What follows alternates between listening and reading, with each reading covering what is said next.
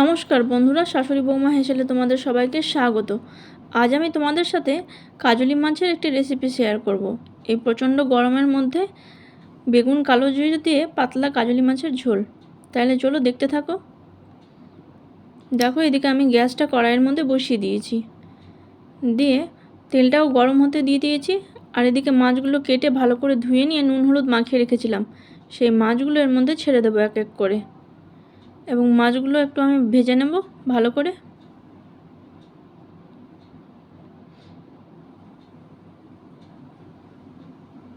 দেখো, মাছগুলো এখানে আমার ভাজা হচ্ছে। দেন আমি একটি বাটির মধ্যে তুলে রেখেছি। তারপর তেলের মধ্যে দিয়ে দেব কালো জিরে, আর দেব 4টে কাঁচা লঙ্কা, দিয়ে একটু নাড়াচাড়া করে নেব। তারপর আমি বেগুনের মধ্যে নুন হলুদ মাখিয়ে রেখেছিলাম, একটা মাঝারি সাইজের বেগুন লম্বা লম্বা করে কেটে নিয়েছি, দিয়ে নুন হলুদ মাখিয়ে রেখেছিলাম। ওই বেগুনগুলো একটু ভাজা ভাজা করে নেব। দেখো, বেগুনগুলো আমার ভাজা হয়ে গেছে। এরপর আমি জলটা অ্যাড করে দেব।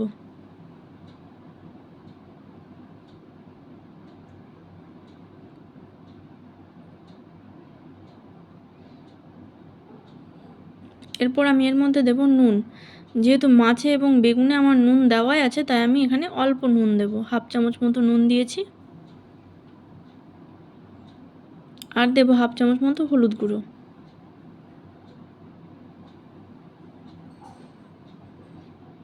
দিয়ে আবারও একটু নাড়াচাড়া করে নেব।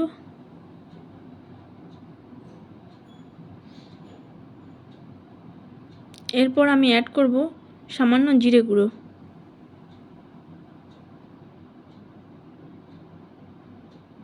দিয়ে একটু ফুটতে দেব।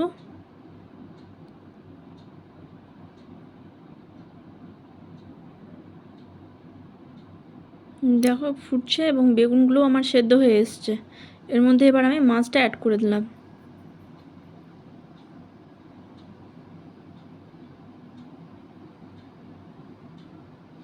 দেখো, মাছের ঝোলটা প্রায় ফুটছে এবং প্রায় হয়েই এসেছে।